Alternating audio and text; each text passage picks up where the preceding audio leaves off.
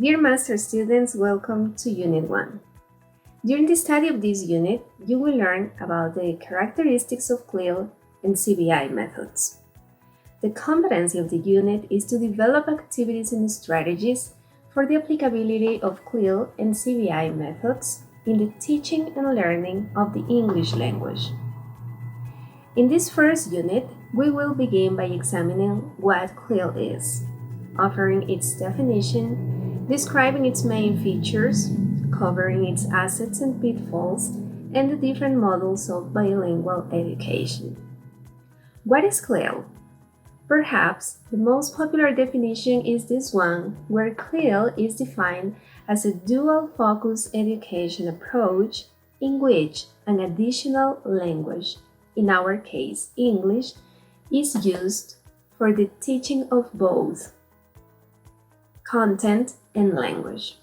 So both these aspects are taught. Despite the different and diverse nature of CLIL models, there are some clear-cut features which make it a distinctive approach to language instruction. These core traits, which differentiate it from, for example, immersion education, have caused CLIL to become an increasingly acknowledged trend in foreign language teaching, rather than a simple branch of other types of bilingual programs. There are several features of CLIL. To begin with, the theory of language focuses on fluency rather than accuracy. The theory of learning of CLIL sees learning as something we do through construction rather than instruction. In line with these principles, CLIL favors learning by doing, which necessitates an active role on the part of the learner. Teachers' roles are also recalibrated. The CLIL teacher needs to learn to become a facilitator, and this is in harmony with the language level targeted. We don't want our students to be native-like speakers of English. We simply want them, as a goal in CLIL, to reach a functional competence of the language, which allows them to communicate, to study, to work, to function abroad. The amount of exposure to language in this sense is also lower. Students learn it at a later age. Methodologically speaking, CLIL brings innovation into the classroom. We employ, for example, project-based learning, cooperative learning, problem-oriented learning, all of which are student-centered.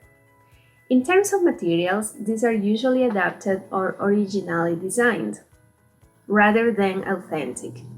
And new technologies, ICTs, are used. When all these traits converge in a successful CLIL program, they take us to numerous advantages which can be categorized in a series of dimensions. Within the linguistic dimension, one of the benefits of CLIL is the increased input and exposure to the language. In terms of content knowledge, it has been found that CLIL learners acquire the content just as well as their monolingual peers. As regards the learning dimension, it favors acquisition rather than formal enforced learning. This connects directly with the cognitive dimensions and favors skills like problem solving, risk-taking, or interpersonal abilities, which are crucial for their future employment. On the teaching front, this educational approach is applicable in all educational levels. It brings a modernization of classroom pedagogy. Socially, it affords all students economic differences. CLIL allows different types of learners to learn bilingually. The merits of CLIL within the cultural dimension show that it offers more powerful opportunities for intercultural learning. There is, however, a potentially downside to CLIL. Teachers seem to be not well informed about CLIL, and this may lead to misconceptions which can demotivate teachers. For students, CLIL brings a great cognitive challenge for them. They have to learn content in a different language, and this may cause the learner to feel frustrated. Another common concern affects the syllabus. Some experts consider that having to teach content in English is going to reduce the amount of syllabus they have to find the right balance. Another obstacle affects methodology. Sometimes teachers are not familiar with the student-centered methodologies they have to implement in class. A further shortcoming pertains to materials. It is true that many teachers still have to create their own materials or adapt them, and this involves an increased workload. Finally, the question of evaluation is also complicated. How can content and language be evaluated at the same time? Should we focus primarily on one or on the other? To what extent and with what instruments? The different models of bilingual education follow Metz's famous continuum. Many authors have tried to identify and define the different models of bilingual education and to situate CLIL within them, using a varied and, on occasions, overlapping terminology where immersion, submersion, shelter, adjunct, and theme-based courses invariably come to the fore. Immersion programs are perhaps the most well-established model where a single learning group is offered content instruction in the target language for all or part of the school day.